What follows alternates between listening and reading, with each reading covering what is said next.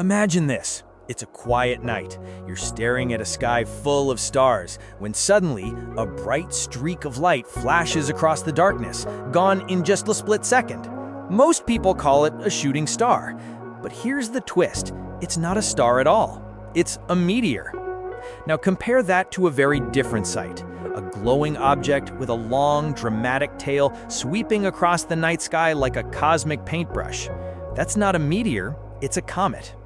These two get mixed up all the time, but they're actually very different. So let's break down the secrets most people don't know.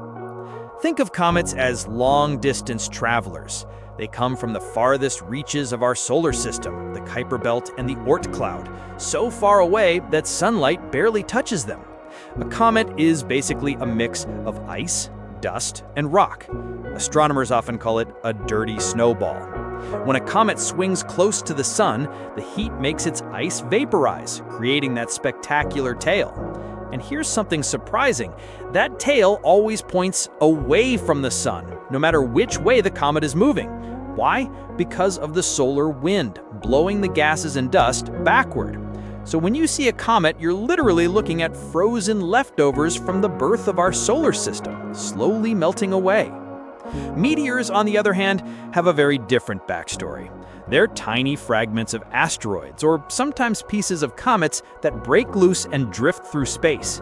When these little fragments, called meteoroids, slam into Earth's atmosphere at tens of thousands of miles per hour, the friction makes them burn up in a bright flash. That's what we call a meteor. If one of them is big enough to survive the fiery trip and land on the ground, that's when it becomes a meteorite.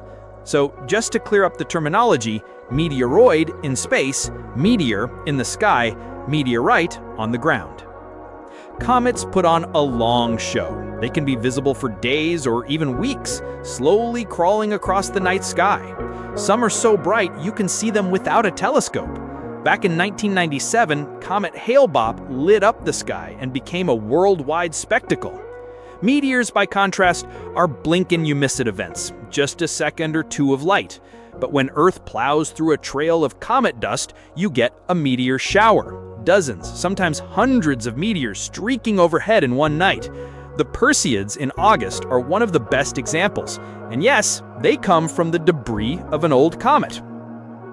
Comets are rare visitors. Some return after decades, others after thousands of years. Halley's Comet, for instance, shows up only once every 76 years, meaning most people see it once, maybe twice in their entire lifetime. Meteors, on the other hand, are much more faithful. On a clear, dark night, you might spot a few meteors without even trying. And meteor showers are scheduled events, nature's way of giving us a regular cosmic light show. The solid core of a comet is usually a few miles wide. Picture a mountain of ice and rock drifting in space, but its glowing tail can stretch millions of miles, making it one of the most dramatic sights in the solar system. Meteors are much smaller. Most are no bigger than a grain of sand or a pebble. Hard to believe, but those tiny particles burn so brightly because of their insane speed, up to 160,000 miles per hour. That shooting star you wish upon might be smaller than a peanut. Here's a little-known connection. Many meteor showers we enjoy on Earth actually come from comets. As a comet travels around the sun, it leaves behind a dusty trail. When Earth crosses that trail, those particles dive into our atmosphere and light up the sky. So, in a way, comets and meteors are linked together in one cosmic cycle.